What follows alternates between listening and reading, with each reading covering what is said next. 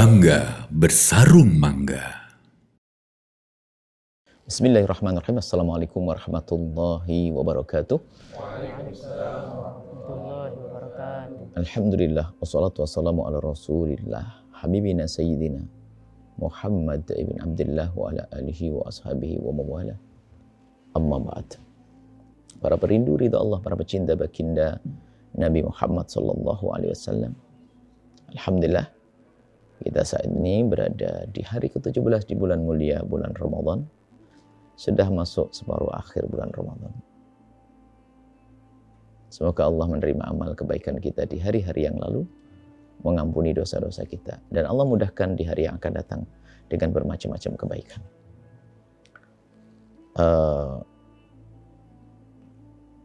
Setelah orang melaksanakan umrah, biasanya dihubungkan dengan ziarah baginda Nabi Muhammad SAW. Maka kami sampaikan, ziarah baginda Nabi Muhammad adalah seperti halnya kebaikan-kebaikan yang lain. Tidak ada riwayat khusus ziarah Nabi di bulan Ramadan. Tidak ada.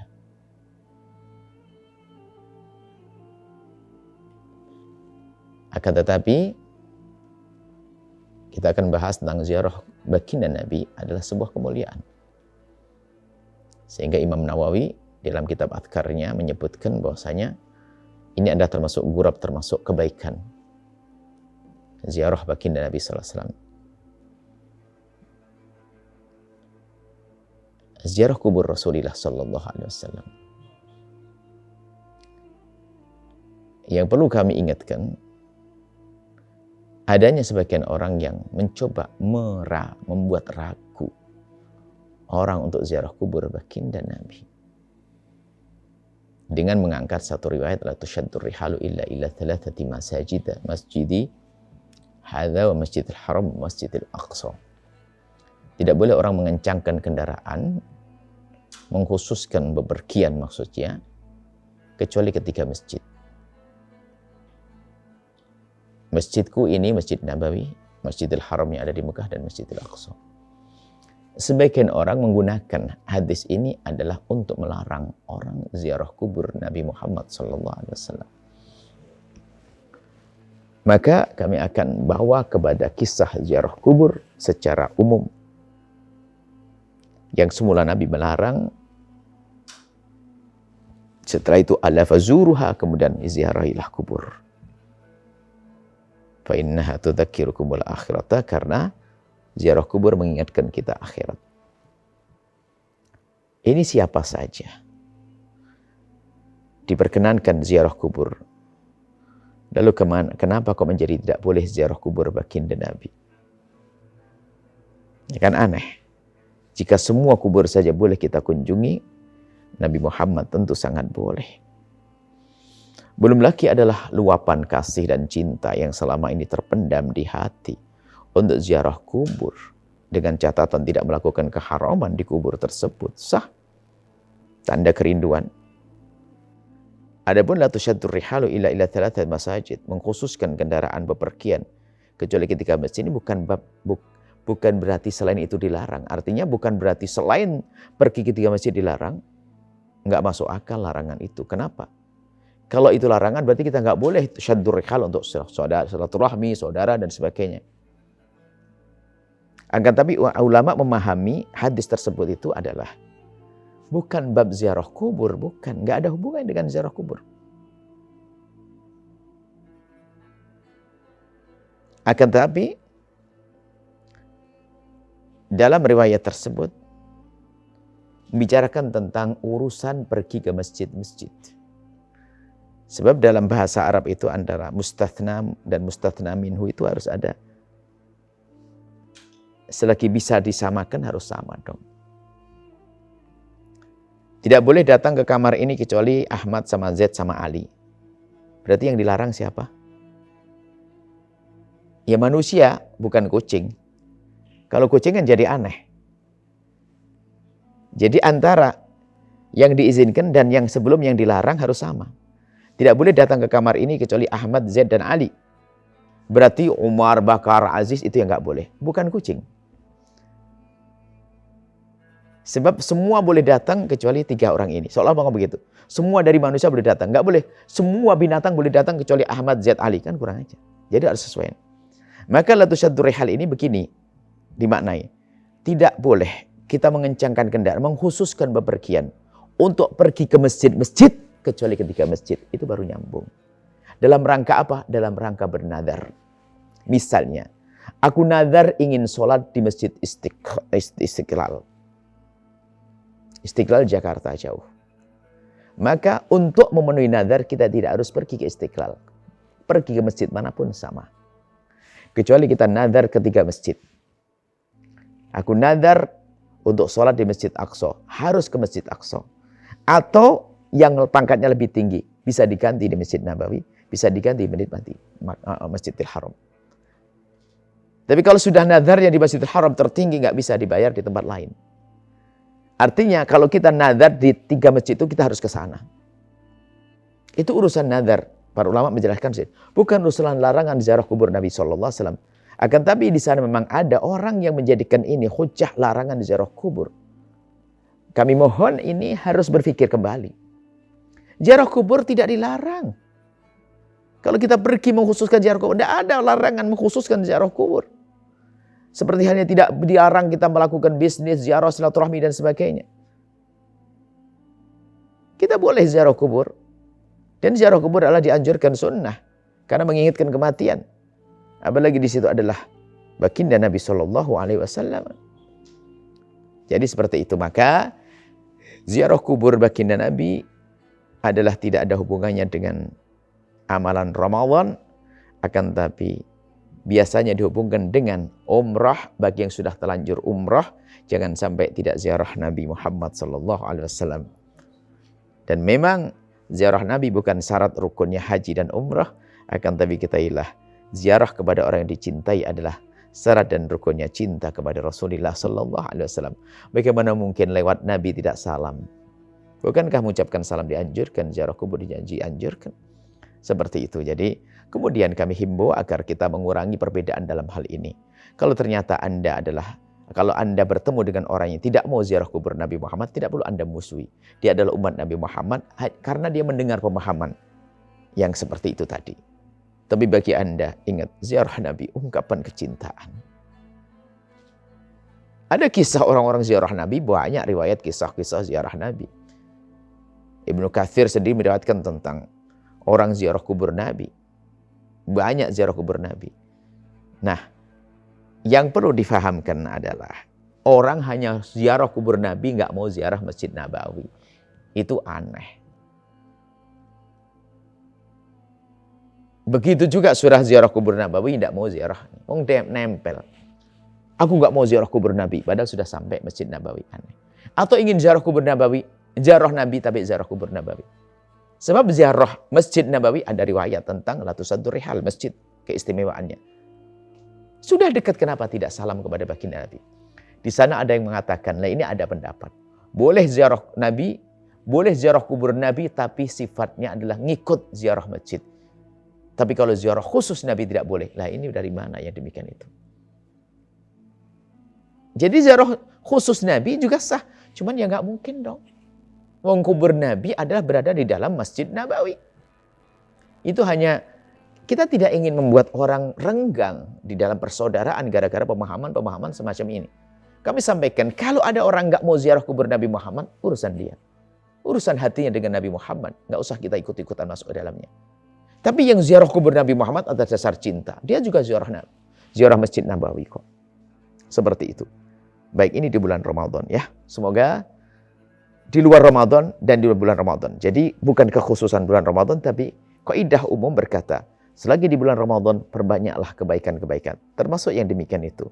Ziarah kubur saudara kita juga dianjurkan agar kita ingat kematian. Biarpun tradisi di masyarakat kita adalah menjelang hari raya, sah-sah saja. Bukan sebuah bid'ah. Kapan saja kita berziarah. Wallahu a'lam bishawab. Ada yang mau ditanyakan? Silakan. Assalamualaikum warahmatullahi wabarakatuh. Assalamualaikum warahmatullahi wabarakatuh. Afwan Buya, izin bertanya. Ini permasalahan hati Buya. Apa ciri-ciri kalau hati kita itu kotor dan berpenyakit Buya? Apakah ada indikasinya Buya? Syukron atas jawabannya Buya. Assalamualaikum warahmatullahi wabarakatuh. Waalaikumsalam. Hati itu seperti kalau mata kita ya kacamata kita.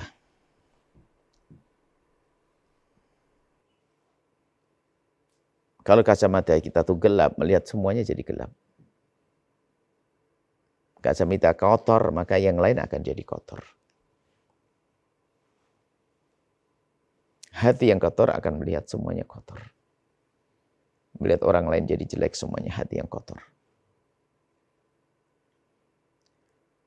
Kita gambarkan ada satu orang pergi ke dokter dan berkata, ya dokter, jidat saya ini kalau saya pegang sakit. Dilihat sama dokter, nggak ada penyakitnya jidatnya. Terus apa lagi? Ini hidung saya, kalau saya pegang sakit. Dilihat hidungnya sehat. Dagu saya dokter kalau sakit. Lutut saya, semuanya dibilang sakit. Ternyata nggak ada yang sakit. Ya tentu tidak akan ketemu penyakitnya. Karena lupa. Yang dilihat hanya hidung, jidat. Lupa usahanya. Jarinya itu yang sakit kena canteng kalau bahasa Jawa itu. Yang sakit ininya buat nyentuh yang lain dia. Maksudnya begitulah. Hati kotor tuh melihat nilai tetangga jelek. Jelek, setan. Padahal setannya dia. Yang cantengan tuh dia. Apa bahasa cantengan bahasa? Coba cari bahasa Indonesia yang tepat. Saya tidak ngerti canteng bahasa Jawa. Gimana? Apa bahasa Melayunya? Ada jemari yang luka, kemudian cenut itu. Lah, kalau koreng di sini. Nggak ada. Berarti yang paling hebat bahasa Jawa. Cantengan. Baik. Nggak tahu teras. Tolong cari. Yang dari Melayu. Yang dari Banjar, dari mana. Cari cantengan apa ini.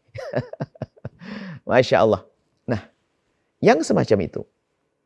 Hati kotor itu bisa menjadikan semua kotor. Ada orang berkata kepada suaminya, Bang, saya sumpah dengan tetangga, setan semuanya. Masa semuanya setan? Karena hati jelek, lihat dengan tetangga ini nggak baik, tetangga ini nggak baik. Akhirnya apa? Karena dia sendiri tidak baik, orang lain punya reaksi negatif dong kepada dia. Tapi sebaliknya hati yang baik pun, orang yang tidak baik pun dianggap baik. Dia menganggap, oh tetangga biasa, nggak ada masalah. Kenapa? Ya Allah, tahu enggak kamu jadi? Enggak. Kemarin dia ngecek kamu, enggak, biasa aja kok. Hati baik itu enak.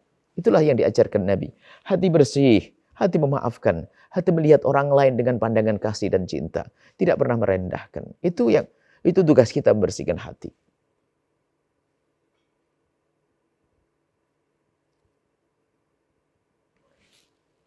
Seorang ibu yang marah dengan tetangganya ngomong sama suaminya. Kita akan pergi. Liburan 2 minggu ini kita akan keliling Indonesia. Sudah beli tiket kereta api sebanyak. Kereta api, dari kereta ke kereta enak. Dia ngomong senangnya, Bang, enak banget kita jauh dari masyarakat kita. Setan semuanya. Iblis semuanya. Senang. Keliling. Pas 2 minggu harus pulang lagi. Ketemu dengan setan menurut dia. Padahal yang setan adalah dia. Pernah dengar berita ada orang ingin pindah ke negeri apa namanya? Planet apa itu? Ajib. Apa ini? Barangkali dia sudah tidak merasa nyaman dengan manusia. Tidak tahu dia ingin ketemu dengan siapa. Sebab kalau hati kotor itu biarpun longgar dunia seluas ini sumpah. Sehingga harus pergi ke Mars. Tapi kalau orang hatinya lapang biarpun berdesak-desaan, Masya Allah enak. Dinikmati. Hati yang lapang menjadikan suasana lapang dan ruangan sempit jadi lapang. Maka dari itu, yuk kita senantiasa membersihkan hati, tumbuhkan cinta. Menumbuhkan cinta di antara kita itu penting sekali. Untuk ciri-cirinya, tadi kalau pengen tahu ciri-ciri hati kotor, yaitu tadi. Kita pegang prasangka buruk sama orang, merendahkan orang, dan sebagainya. Capek hidupnya orang yang hatinya kotor. Mendendam. Kalau marah sama orang, wah dicatat dalam buku hariannya. Tidak. Kalau sudah engkau bisa mudah melupakan orang yang berbuat salah kepadamu, tanda hatimu sudah mulai bersih. Kemudian ditingkatkan, kalau kamu sudah bisa memaafkan orang yang berbuat salah kepadamu, naik pangkat lagi. Kalau ternyata kamu sudah bisa berbuat baik dengan orang yang jahat kepadamu, pangkat tertinggi, itulah waliullah. Sehingga kalau orang yang semacam ini nggak akan punya reaksi negatif. Kalau sudah tidak punya reaksi negatif, berarti kan positif terus. Maknanya apa? Menyebarkan kebaikan dari hati yang baik. Menyebarkan kebaikan dari hati yang baik. Sehingga dikatakan oleh Imam Ghazali, membersihkan hati itu fardu ain di atas fardu ain. Belajar ilmu sholat fardu ain, wajib. Belajar ilmu puasa wajib, tapi membersihkan hati wajib di atas wajib.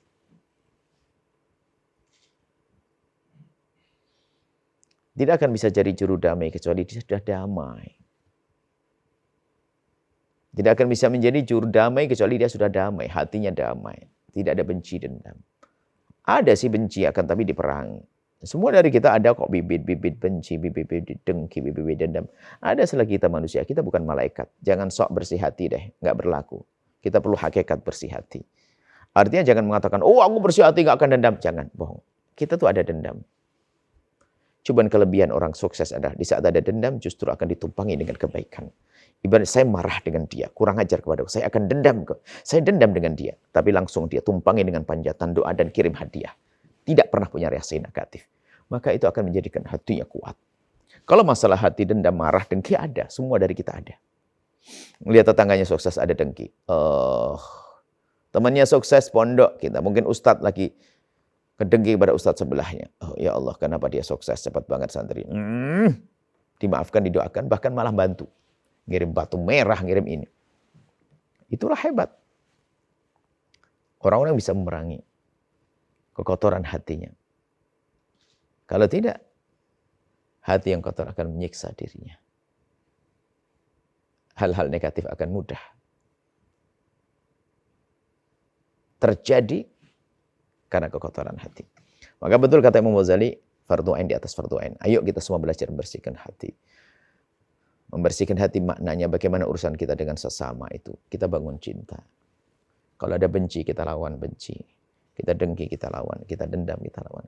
Kita prasangka buruk, kita ganti dengan prasangka baik. Dan seterusnya. Itulah mujahadah. Supaya kita tidak terbawa kepada kekotoran hati kita. Dan perlahan hati itu kita gosok akan semakin bersih. Begitu sebaliknya kalau kita biarkan hati kita dengan kekotoran. Sedikit kotor kan menjadi gelap. Karena digambarkan yang menutupi hati itu adalah seperti pintalan tikar sedikit. Noda hitam tadi. Sehingga gelap. Sehingga hati itu gelap dan dia bisa kebaikan orang lain. Dibaikin pun tidak bisa terima kasih. Woi orang jahat bener. Dibaikin nggak tahu diri, nggak tahu terima kasih. Malah ngejahatin yang ngebaikin. Ada atau tidak? Ada orang dibaikin malah ngejahatin. Nggak masuk akal. Orang dibaikin nggak balas kebaikan saja sudah nggak baik. Apalagi membalas kejahatan. Karena apa? Kekotoran hatinya dia. Baik, semoga Allah membersihkan hati kita semuanya. Menjadikan kita hamba yang saling mencintai karena Allah. Allah menjadikan kita juru damai di dunia ini. Untuk kedamaian di akhirat nanti. Semoga Allah muliakan kita, keluarga kita, anak-anak keturunan kita semua, para pemirsa semua dimuliakan dunia akhirat. Al-Fatihah.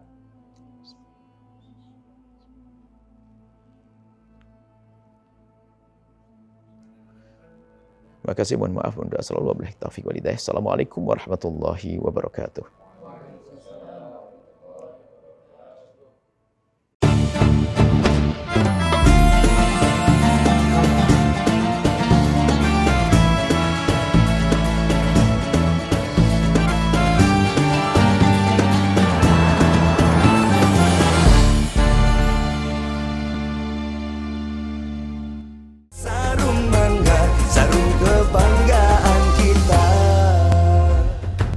Bangga bersarung mangga.